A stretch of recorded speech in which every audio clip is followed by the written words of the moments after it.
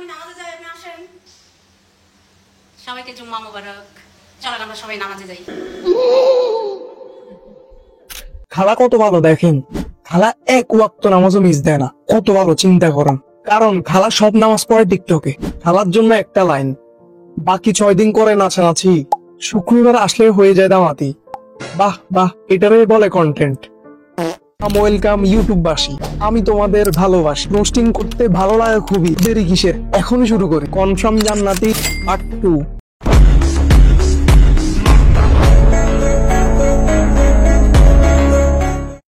ভালো থাকবে। আচ্ছা ফুপি, আমি দাদা দাদি আর আমার কবির আঙ্কেলের জন্য মানে দোনোজনের সামনে একদম বসে আচ্ছা খালা নামাজের জন্য এতটাই সিরিয়াস যে ক্যামেরা অফ করতে ভুলে যায়।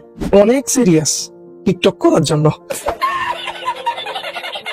খালার ইসলামিক নাটকের অ্যাওয়ার্ড দেওয়া দরকার, কারণ খালার খালার এই কন্টেন্ট দেখে অনেক টিকটকাররা নামাজ পড়া শুরু করছে। কোথায় জানেন? টিকটকের ভিতরে। রেসপেক্ট ফর হিম, কারণ রাস্তার পাগলও ভালো কিছু করলে তারা রেসপেক্ট করতে হয়। দ্যাটস মিন পাগল। শুক্রবার তো দেখলেন, বাকি 3 দিনেরটা আগের ভিডিওতে বলে দিলাম। বলে দিলাম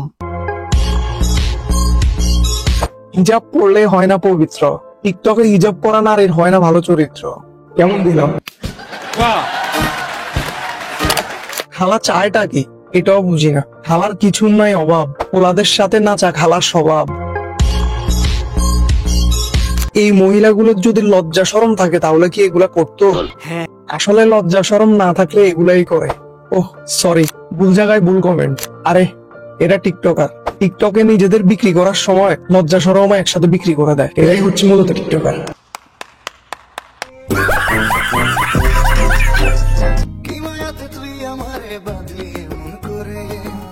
আহারে খালা, এটলিস্ট খাওয়াটা চাইয়া দিতা। কয়দিন পরে দেখমু ওয়াশরুমে যায় করতাছ, আই মিন টিকটক। খালা আজকে হচ্ছে ফুড ব্লগার। ট্যালেন্টের কি অবস্থা দেখেন। খালা একদিন ইসলামিক বক্তা, আরেকদিন ফুড ব্লগার, আরেকদিন দেখমু ফ্রন্ট ব্লগার। এত কিছু সামলায় কেমনে? উফ, ভুলে গেছি। খালা তো একসাথে 5-10 জনকে একসাথে সামলাইতে পারে। অনেক ভালো এক্সপিরিয়েন্স। সো এরকম সুগার খালার থেকে বিরত থাকবেন, আর না হয় মামুনার লাইলার মতো অবস্থা হবে। এই ক্লাব টেক রেসপেক্ট। তো আজকের জন্য এতটুকুই। সো নেক্সট ভিডিওর অপেক্ষা। নেক্সট ভিডিও কি নিয়ে করবো? Comment please, like, comment, share, subscribe.